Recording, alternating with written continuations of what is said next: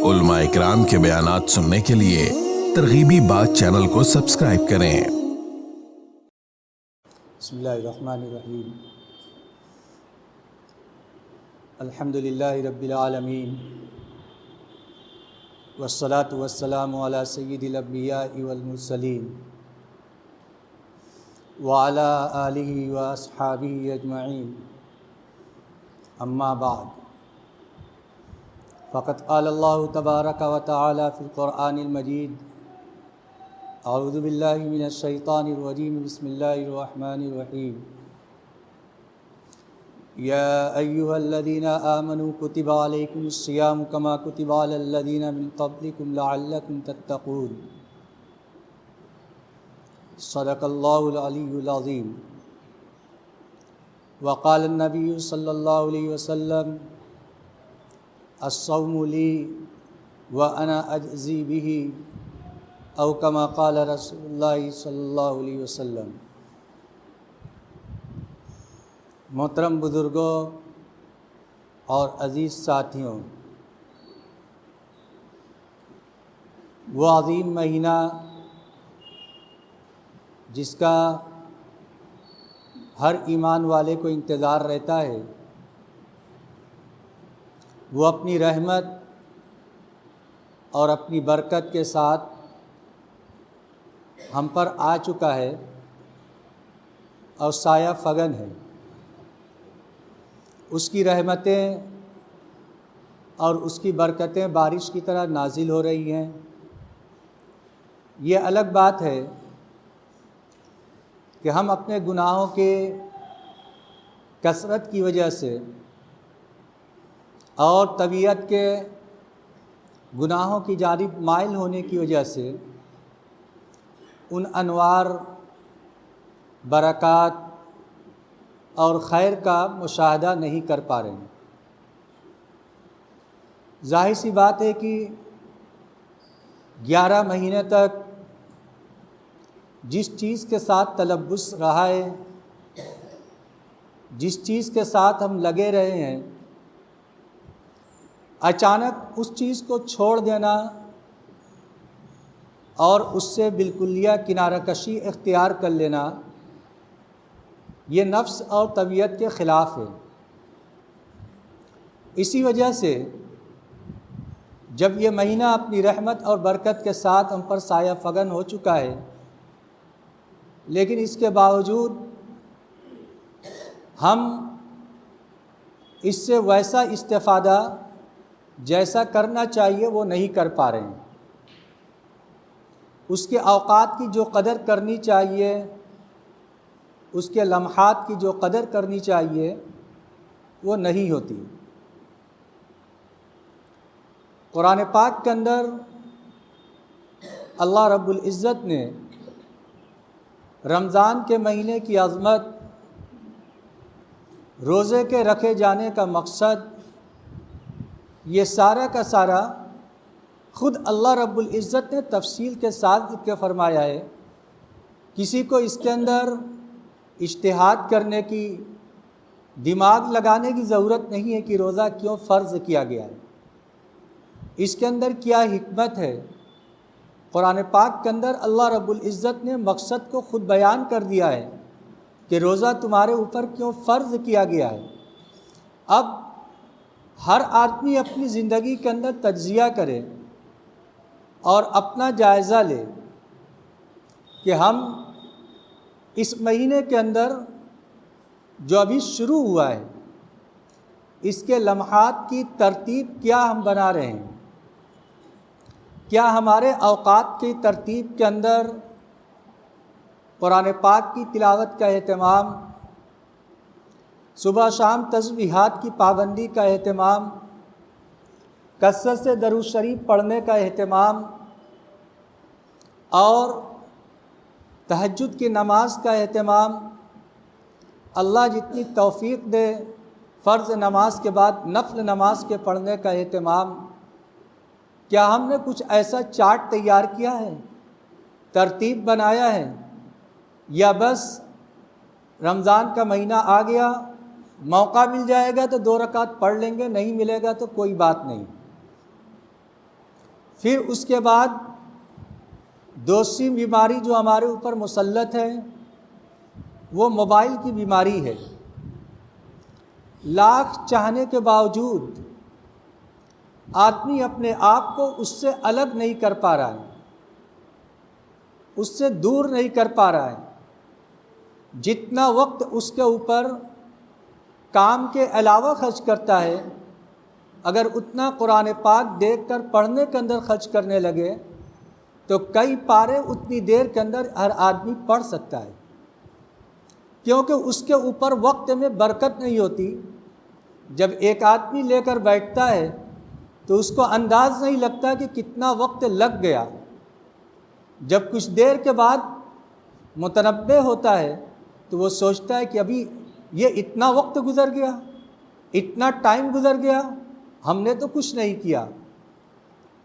یہ اس کو احساس کب ہوتا ہے؟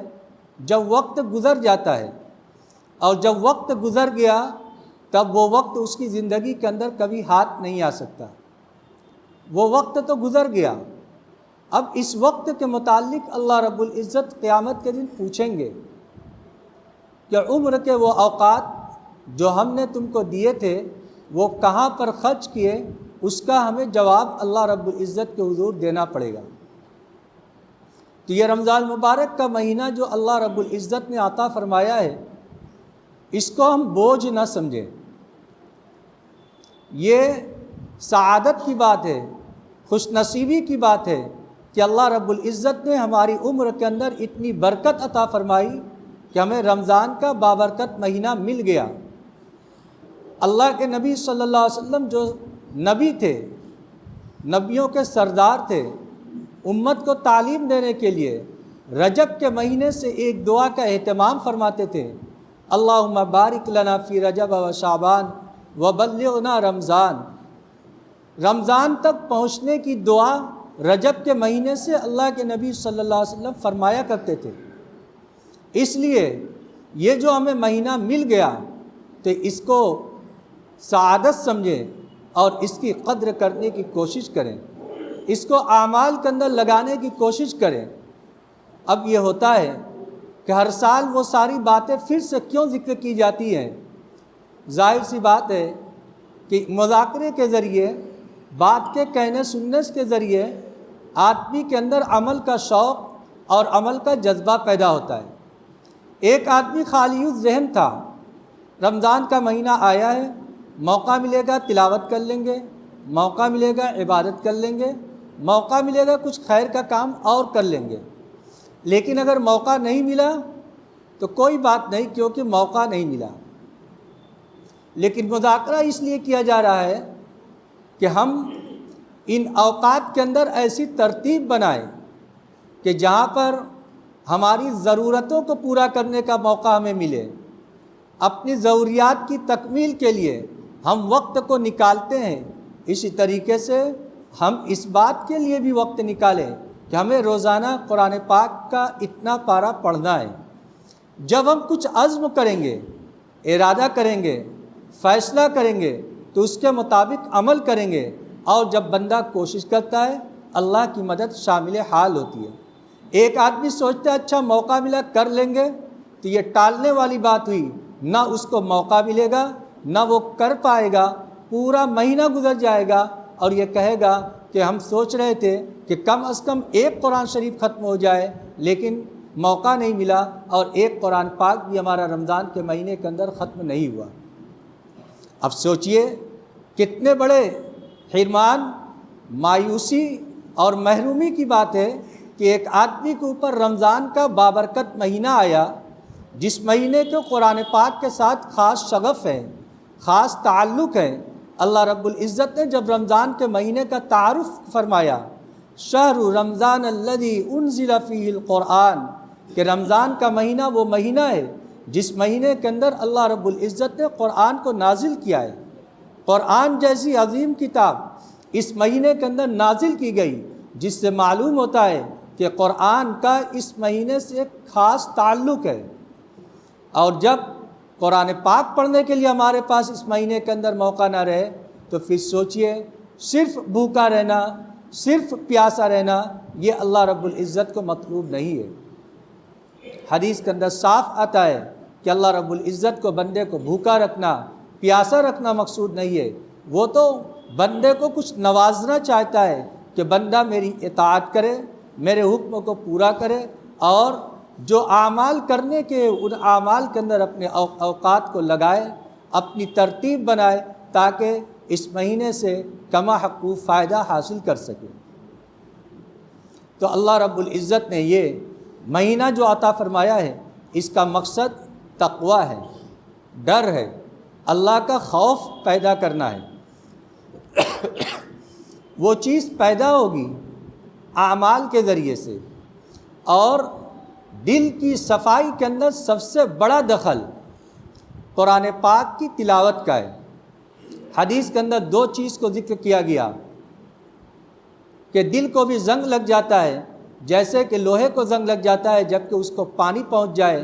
صحابہ کرام رضوان اللہ علیہم اجمعین نے پوچھا فما جلا ہوا یا رسول اللہ، اے اللہ کے رسول، دل کے یا صاف کرنے کا، اس کے زنگ کو دور کرنے کا کیا طریقہ ہے؟ اللہ کے نبی صلی اللہ علیہ وسلم نے ارشاد فرمایا کہ کثرت سے قرآن پاک کی تلاوت کرنا، قرآن پاک کی تلاوت کرنا اور موت کو بکثرت یاد رکھنا، یہ دو چیز ایسی ہے جو آدمی کے دل کے زنگ کو صاف کر دیتی ہے۔ ہم بھی کیسے ہیں؟ ہمارا دل کیسا ہے؟ کبھی ہم نے اپنے دل کو جھانک کر دیکھنے کی کوشش نہیں کی۔ ہم اپنے چہرے کو آئینے کے اندر دیکھتے ہیں، آئینہ گندا رہتا ہے تو اس وقت آئینے کو صاف کرنے کی کوشش کی جاتی ہے، کیونکہ اسی کے ذریعے سے اگر آئینہ گندا ہوگا تو چہرہ صاف نظر نہیں آئے گا، آئینہ صاف ہوگا تو چہرہ صاف نظر آئے گا۔ جب ظاہری شکل و صورت کو دیکھنے کی ہم اتنی کوشش کرتے ہیں، اتنا اہتمام کرتے ہیں، جب کہیں باہر نکلنا ہوتا ہے آدمی اپنے چہرے کو دیکھ کر باہر نکلتا ہے، اس کا اہتمام کرتا ہے۔ ہم ظاہری چیزوں کی بناوٹ کی جانب دیکھتے ہیں، اپنی ظاہری شکل و صورت کو دیکھتے ہیں کہ باہر جانے سے پہلے کہیں ایسا نہ ہو کہ ہمیں رسوائی کا سامنا کرنا پڑے۔ یاد رکھیں دل بھی ہمارے پاس ہے، وہ دل کیا ہمارا صاف ہے یا دل گندا ہے یہ کوئی اور نہیں دیکھے گا، یہ بھی ہمیں ہی دیکھنا ہے، کیونکہ دل کو بھی زنگ لگ جاتا ہے جب آدمی گناہ کرتا ہے۔ قرآن پاک کے اندر، حدیث کے اندر آتا ہے، اللہ کے نبی صلی اللہ علیہ وسلم نے ارشاد فرمایا جب آدمی کوئی گناہ کرتا ہے تو اس کے دل کے اوپر ایک کالا نقطہ لگ جاتا ہے۔ ایک گناہ کرتا ہے، دل کے اوپر ایک کالا نقطہ لگ جاتا ہے۔ اب سوچئے اگر کوئی صاف چیز ہو، سفید چیز ہو، اور اس کے اوپر کوئی کالا دھبا لگ جائے تو کپڑے کے اوپر دور سے نظر آتا ہے کہ یہ کالا نقطہ ہے، کالا دھبا ہے، اس کو دور کرنے کی ضرورت ہے۔ لیکن اگر کپڑا کالا ہی ہو اور اس کے اوپر کوئی دھبا لگ جائے تو قریب سے بھی دیکھنے میں پتہ نہیں لگے گا کہ اس کے اوپر دھبا لگا ہے یا کیا لگا ہے۔ ایسے ہی ہمارا دل ہے، دل گناہوں کی کثرت کی وجہ سے کالے ہو گئے، گناہ کرتے کرتے وہ دل بالکل کالا ہو گیا، زنگ آلود ہو گیا۔ پھر اس کی بعد جب اب ہم گناہ کرتے ہیں تو اس گناہ کے کرنے کی وجہ سے ہمارے دل کے اوپر کوئی اثر نہیں پڑتا، کیونکہ سب تو کالا ہی ہو چکا ہے، ایک اور نقطے کا اس کے اوپر اضافہ ہو جاتا ہے۔ اس لیے ہمیں اپنے دل کو صاف کرنے کی ضرورت ہے۔ اللہ رب العزت نے یہ مہینہ اسی لیے عطا فرمایا ہے۔ قرآن پاک کے اندر اللہ رب العزت نے ارشاد فرمایا، حشر کے میدان میں اللہ رب العزت پوچھے گا، وہاں پر جو کامیاب ہوں گے وہ کون لوگ گے؟ الا من اتى اللہ بقلب سلیم، وہاں پر جو لوگ قلب سلیم، صحیح دل لے کر آئیں گے، اللہ رب العزت ان کو وہاں پر کامیاب کرے گا۔ وحصل ما فی الصدور، جب آدمی مر کر جائے گا تو اس سے پوچھا جائے گا وہ چیز جو اس کے سینے کے اندر ہے، جو اس کے دل کے اندر ہے، اس کے متعلق اس سے سوالات کیا جائے گا۔ وہاں پر آدمی کی لفاظی نہیں چلے گی، جو سینے کے اندر، جو اس کے دل کے اندر ہوگا وہی وہاں پر وہ بول پائے گا، اس کے علاوہ کچھ بولنے کی پوزیشن میں وہ نہیں ہوگا۔ اور یہ دل صاف کیسے ہوگا؟ جب آدمی کا گناہ کرتا ہے توبہ کر لیتا ہے تو اللہ رب العزت توبہ کے ذریعے سے اس کے گناہ کو دھل دیتے ہیں اور دل صاف ہو جاتا ہے۔ لیکن اگر گناہ کرنے کے بعد توبہ نہیں کرتا تو وہ دل کالا رہتا ہے، حتیٰ کہ دوسرا گناہ کرتا ہے پھر اس کے بعد بھی توبہ نہیں کرتا تو وہ دوسرا کالا نقطہ بھی رہتا ہے۔ اسی طریقے سے اس کے دل کے اوپر کالے نقطے رکھتے رہتے ہیں، یہاں تک کہ دل سیاہ آلود ہو جاتا ہے، بالکل کالا ہو جاتا ہے، پھر اس کے بعد اس کے اندر حق بات سرایت نہیں کرتی۔ آج ہم اپنا جائزہ لیں، اپنا موازنہ کریں کہ اللہ رب العزت نے یہ مقدس مہینہ عطا فرمایا ہے، بابرکت بھی ہے، عظمت والا بھی ہے۔ اس کے اندر اللہ رب العزت کی جانب سے روزانہ اعلان کیا جاتا ہے، حل من مستغفرین فیستغفر فاغفر لہ، ہے کوئی گناہوں سے مغفرت چاہنے والا جو مجھ سے اپنے گناہوں کی مغفرت چاہے اور میں اس کے گناہوں کو معاف کر دوں۔ دیکھیے اللہ رب العزت جو معاف کرنے کے لیے بیٹھا ہے وہ روزانہ یہ اعلان کر رہا ہے کہ ہے کوئی مغفرت کا چاہنے والا جو مجھ سے اپنے گناہوں کی مغفرت چاہے اور میں اس کے گناہوں کو معاف کر دوں۔ اب اللہ کی جانب سے اعلان ہونے کے باوجود اگر ہم غفلت کے اندر پڑے رہیں اور گناہوں کے اندر پڑے رہیں یا سوئے رہیں اور اس وقت کی ہم قدر نہ کریں جب کہ اللہ کی جانب سے اعلان ہو رہا ہو اور اس وقت ہم لینے کے لیے تیار نہ ہوں تو ظاہر سی بات ہے کہ یہ ہمارے لیے بڑی محرومی کی بات ہوگی۔ اس وقت اللہ رب العزت اعلان کرتا ہے گناہوں سے مغفرت کا چاہنے والا جو مجھ سے گناہوں کی مغفرت چاہے میں اس کے گناہوں کو معاف کر دوں۔ حل من مسترزقین فیسترزقہ فارزق لہ، ہے کوئی رزق کا طلبگار جو مجھ سے رزق کے اندر کشادگی مانگے تو میں اس کو رزق کے اندر کشادگی عطا کروں۔ ایک ایمان والے کا عقیدہ ہے کہ ہر چیز دینے والا تنہا اللہ ہے، اس کے اندر کوئی اس کا شریک نہیں۔ اللہ نے اپنے خزانے کے اندر اپنے قبضے کے اندر رزق کو لے رکھا ہے، جس کو جتنا چاہتا ہے عطا کرتا ہے، اور جو چیز اللہ کے خزانے میں ہے وہ اللہ کی طاعت اور اس کی فرما برداری کے ذریعے لی جا سکتی ہے۔ لہذا اللہ رب العزت کی جانب سے اعلان ہوتا ہے کوئی رزق کا طلبگار جو مجھ سے رزق کے اندر کشادگی مانگے اور میں اس کو رزق کے اندر کشادگی عطا کروں۔ پھر آگے ارشاد فرمایا، اللہ رب العزت ارشاد فرماتے ہیں حل من مبتلا فیعافیہ فاعافی لہ، ہے کوئی پریشانی کے اندر مبتلا جو مجھ سے پریشانی سے عافیت مانگے میں اس کو عافیت عطا کروں۔ ہر آدمی کی انفرادی اور اجتماعی زندگی اگر دیکھا جائے تو ہر آدمی کسی نہ کسی پریشانی کے اندر مبتلا ہے۔ بہت سی ایسی پریشانیاں ہیں جس کو انسان کسی کے سامنے ظاہر نہیں کر سکتا، صرف اپنے خالق، اپنے مالک اور اپنے مولا کے سامنے کر سکتا ہے۔ اس کی جانب سے اعلان ہو رہا ہے کوئی پریشانی کے اندر مبتلا جو مجھ سے پریشانی سے عافیت مانگے میں اس کو عافیت عطا کروں۔ جب اللہ کی جانب سے اعلان ہو رہا ہے تو اس وقت ہمارے لیے یہ ضروری ہے کہ جب ہم اس وقت اٹھتے ہیں اور سحر کھانے کے لیے اٹھتے ہیں جو اللہ کے نبی صلی اللہ علیہ وسلم کی سنت ہے، تھوڑا سا وقت زیادہ لے کر اٹھیں، اس میں 2 رکعت 4 رکعت جتنی اللہ رب العزت توفیق دے تہجد کی نماز کا اہتمام کریں، اور پھر اس کے بعد اللہ رب العزت کی جانب سے جو اعلانات ہوتے ہیں ان اعلانات کی روشنی میں اپنی دعاؤں کا اہتمام کرے۔ اللہ تو سب کی سنتا ہے، سارے انسانوں کی سنتا ہے۔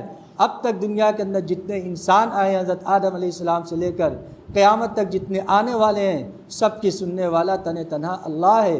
اس وقت اللہ رب العزت ہماری بات سنتا ہے، ہمیں یہ استحضار ہو، اور جس زبان کے اندر بھی ہم مانگیں گے اس زبان کے اندر اللہ رب العزت ہماری دعا کو سنے گا۔